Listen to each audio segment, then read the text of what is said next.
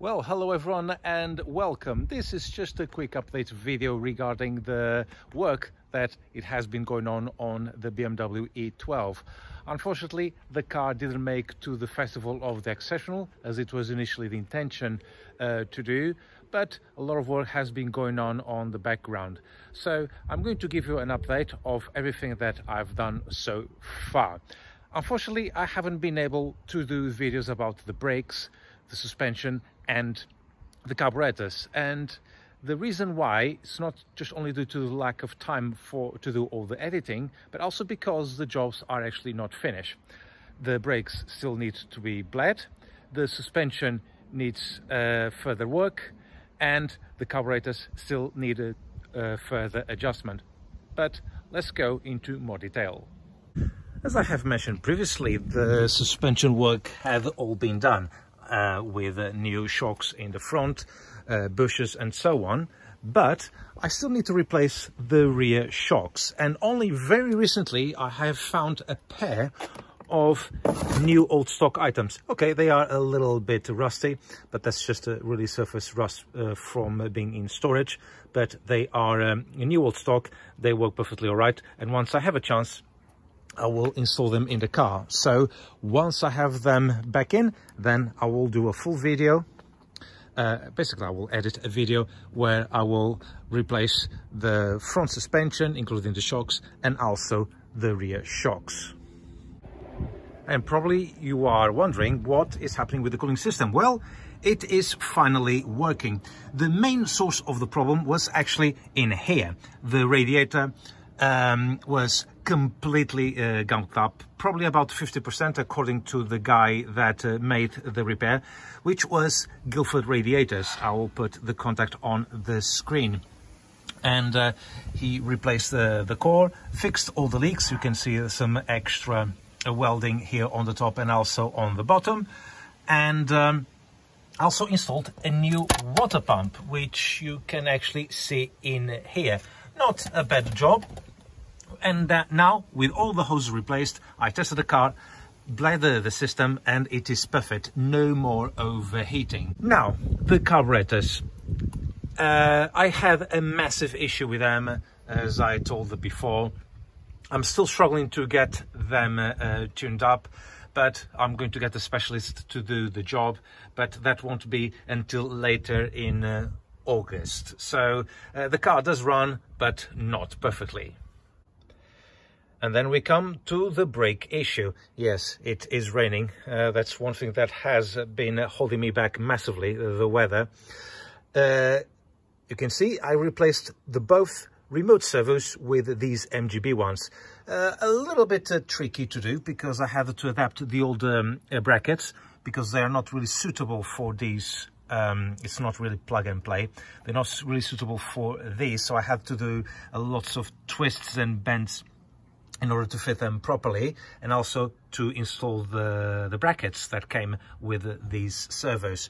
Also got some custom made hoses from metric to UNF to connect to the brake servo, and a couple of metric to UNF 3/8 adapters in order to fit the current piping to the servos. However, I've had a huge amount of trouble trying to get the brakes to work, and you can see that they are still very spongy, which is a shame. The whole system was open. I did bled through the master cylinder as well. There is a bleed nipple which I removed and installed a proper nipple thing in here. But unfortunately, it doesn't seem to be working at its best, the whole system. I think, speaking to lots of other owners, they reckon it needs further bleeding. There's probably still plenty of air in the system. There was one guy that had an E12 and an E9 with exactly the same system, and it took him over 3 liters of brake fluid to bled the whole system properly. You can see it has had new brakes.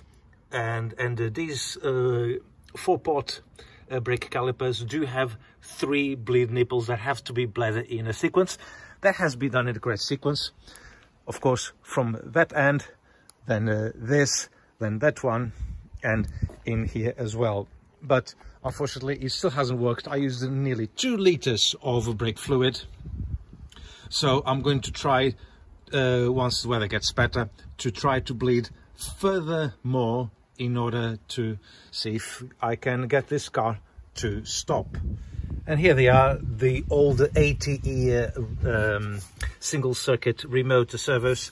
They don't really look too bad, but the fact is that they were leaking vacuum by the look of it, and possibly inside the cylinder they were also worn. I found a company that could refurbish them, but I'm going to leave them as it is. For now, I'm going to store them. I'm not going to get rid of them because these are very expensive, reconstructed. So I'm going to keep them for the time being. But that's not the only thing that this car has broken, because unfortunately the horn stopped working as well. I don't understand. I've already tested the horns over there, they work fine, but it is something in here in the steering that is not actually quite right. So I don't know what is going on.